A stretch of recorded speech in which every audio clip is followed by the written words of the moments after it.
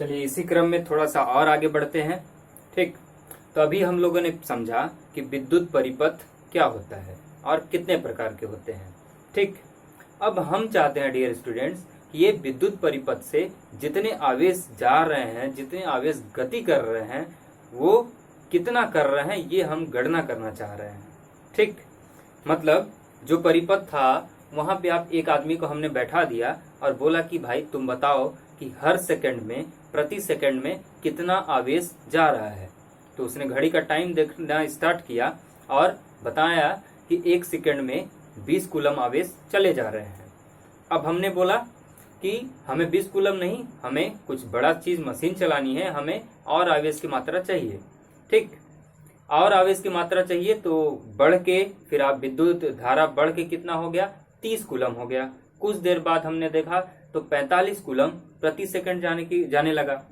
ये जो 20 से 30, 30 से 45 कूलम प्रति सेकंड की दर से विद्युत धारा का प्रवाह हो रहा है, तो क्या ये विद्युत धारा का चाल है? क्या ये उसका स्पीड हुआ? नहीं, ये इसको हम स्पीड नहीं कहेंगे, इसको हम क्या बोलेंगे, विद्युत धारा की तीव्रता। तीव्रता यानी उसकी इंटेंसिटी, उसकी मजबूती कितनी है, कितनी इंटेंसिटी के साथ वो फ्लो कर रहा है, प्रवाह कर रहा है। तो उस चीज को हम नाम क्या देंगे, विद्युत धारा की तीव्रता। और इसको हम डिनोट कैसे करते हैं, इसका प्रतीक क्या है, आई, स्मॉल लेटर में आई। ठीक, तो इसकी परिभाषा आप नोट कर लेंगे। क्या है इसकी परिभाषा, विद्युत धारा की तीव्रता किसी चालक के अनुप्रस्थ काट से आवेश प्रवाह की दर को धारा की तीव्रता कहते हैं। किसकी दर को, आवेश प्रवाह की दर को धारा की तीव्रता कहेंगे। ठीक, मतलब ये जो आई है, आई क्या है, विद्युत धारा की तीव्रता, मतलब प्रति सेकंड में कितना विद्युत धारा प्रवाह हो जा रहा है, कितना आवेश प्रवाह हो जा रहा है। ठीक, तो आई बराबर क्या हो जाएगा, आवेश बटा समय। ठीक, अब इस चीज को आप कैसे लिख सकते हैं, आई बराबर आवेश को आप क्यू लिख सकते हैं और समय को आप क्या लिख सकते हैं, टी लिख सकते हैं। ये हमारा एक इक्वेशन बन गया। इसको स्मॉल लेटर में करना है, स्मॉल लेटर में कर दीजिए। ठीक, और इसी को आप ऐसा भी लिख सकते हैं, अगर टाइम बहुत सूक्ष्म है, बहुत छोटा है, तो इसको आप कलन विधि में लिख सकते हैं। क्या लिखेंगे, D Q upon D T. D Q upon D T कब होगा, एक छोटे से समय के लिए, तात्क्षणिक के लिए। ठीक, तात्क्षणिक समय के लिए यानी एक क्षण के लिए, तो आप इसको D Q upon D T भी लिख सकते हैं। ठीक, तो आप इसको लिख लीजिएगा। अब यदि हम बात करें कि इसका एसआई मात्रक क्या होता है, किसका, विद्युत धारा का, या फिर विद्युत धारा की तीव्रता, सेम थिंग। तो एसआई मात्रक इसका क्या होता है डियर स्टूडेंट, तो एसआई मात्रक इसका होता है एम्पियर। क्या होता है, एम्पियर। और इसका प्रतीक क्या होता है, कैपिटल ए। कैपिटल ए ही इसका प्रतीक क्यों होता है, क्योंकि ये जो एसआई मात्रक है इसका विद्युत धारा का, वो एक साइंटिस्ट के नाम पे है। और साइंटिस्ट के नाम पे जब भी कोई प्रतीक बनाया जाता है, कोई मात्रक बनाया जाता है, तो उसका कैपिटल लेटर ए लेते हैं। जैसे बल का यूनिट न्यूटन, एन हम लिखते हैं, उसी टाइप से विद्युत धारा का मात्रक हम एम्पियर यानी उसका प्रतीक क्या लिखेंगे, कैपिटल ए। ठीक, अब आपसे अगर पूछा जाए कि 1 एम्पियर यानी इकाई एम्पियर कितना होगा, ठीक, तो आप इसको भी नोट कर लेंगे कि 1 एम्पियर कितना होगा। तो 1 एम्पियर कितना होगा स्टूडेंट्स, 1 एम्पियर कितना होगा, अगर प्रति एकांक में, यदि प्रति सेकंड में अगर 1 कूलम आवेश किसी चालक के अनुप्रस्थ काट से प्रवाह कर रहा है, तब हम बोलेंगे वो उसकी विद्युत धारा कितनी है, 1 एम्पियर है। फिर से आप सुनिए, यदि प्रति सेकंड में किसी चालक के अनुप्रस्थ काट से 1 कूलम आवेश प्रवाहित हो रही है, फ्लो कर रही है, तो जितना धारा की मात्रा हमें मिलेगी वो बराबर होगी किसके, 1 एम्पियर की। ठीक, तो इसको आप लिख लेंगे 1 एम्पियर कितना होता है। इसको मैं मिटा रहा हूं। ठीक,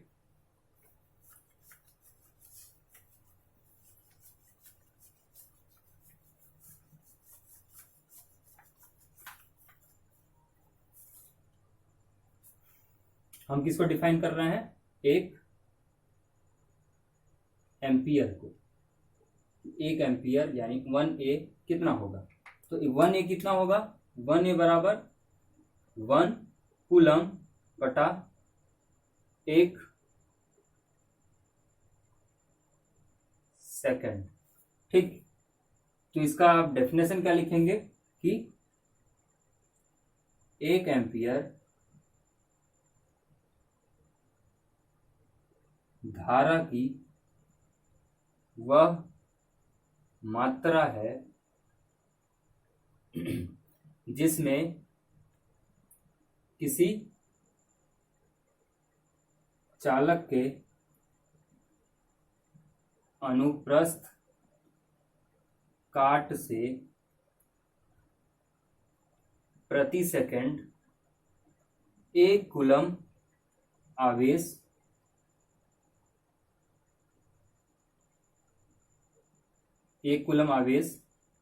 का प्रवाह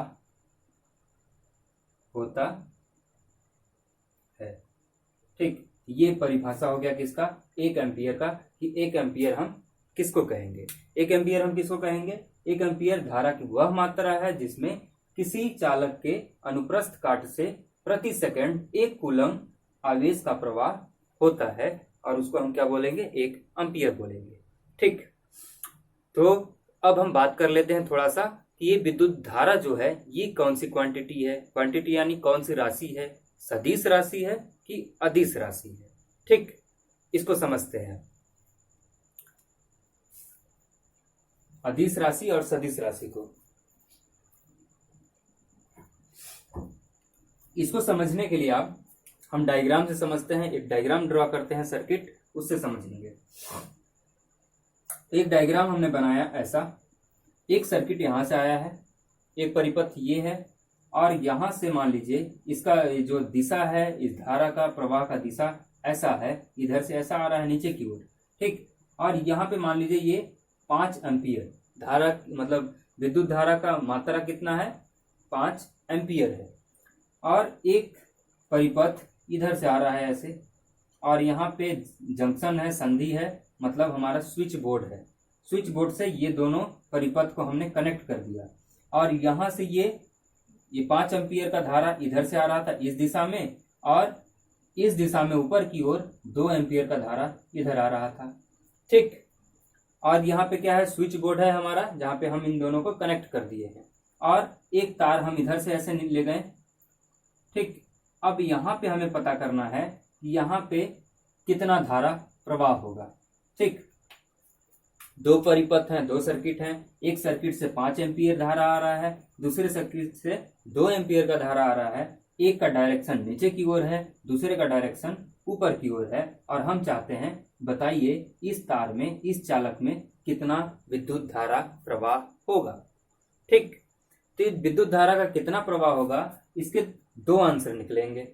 पहला आंसर तो ये निकलेगा कि आप बोलेंगे कि इसका और इसका दिशा जो डायरेक्शन है विपरीत है, यानी सदिश स्वरूप में अगर हम सदिश के हिसाब से देखेंगे तो ये क्या होगा? माइनस होगा। 5 माइनस 2, तो ये कितना हो जाएगा? 3। 5 माइनस 2 यानी 3 एम्पियर। तो 3 एम्पियर ये कैसे आया? सदिश योग से। आप सदिश और अदिश योग जानते हैं, भली भांति पढ़े हैं क्लास 11th में। तो जब आप इसका सदिश योग कर रहे हैं, क्योंकि इसका दिशा विपरीत है तो 5 माइनस 2 कितना आएगा? 3 एम्पियर आ जाएगा। दूसरा नियम हम ये कहते हैं कि अरे भाई देखो ये 5 एम्पियर है, यानी 5 इलेक्ट्रॉन इधर से आ रहे हैं और इधर से 2 इलेक्ट्रॉन जा रहे हैं, तो क्या इलेक्ट्रॉन आपस में टुकड़े थोड़ी हो जाएंगे? टुकड़े होंगे क्या इलेक्ट्रॉन? नहीं होंगे ना। ये 5 और 2 मिलके इसमें कितना बना लेगा? 5 और 2 कितना? 7 एम्पियर।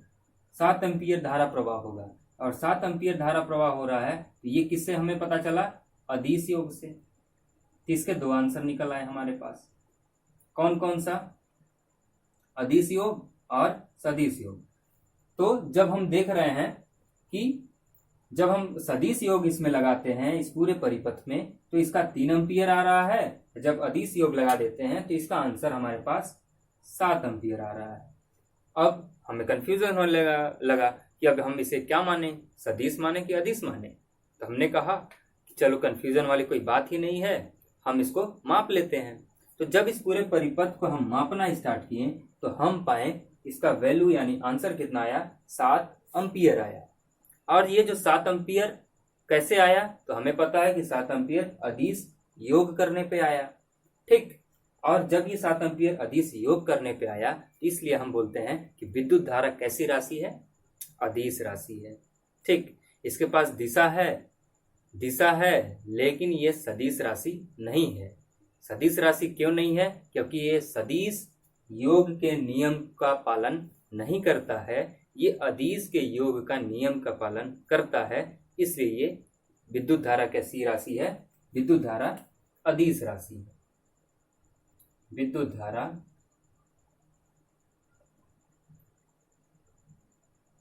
अदिश राशि है क्योंकि ये अदिश योग के नियम को पालन करती है। ठीक, विद्युत धारा एक अदिश राशि है क्योंकि ये अदिश योग के नियम को पालन करती है, सदिश योग के नियम के पालन को नहीं करती है। और यदि आपसे पूछा जाए कि इसमें दिशा होता है कि नहीं होता है, तो हम देख पा रहे हैं कि विद्युत धारा में दिशाएं होती हैं, लेकिन ये जुड़ जाती हैं अदिश योग में। अगर 5 और 2 है, कौन से दिशा में है, विपरीत भले दिशा है, लेकिन 5 2 7 होगा। 5 में से 2 गया, 3 नहीं होगा। ठीक, तो आप इस बात को याद रखेंगे और इस क्लास को इसी के साथ समाप्त करते हैं। धन्यवाद।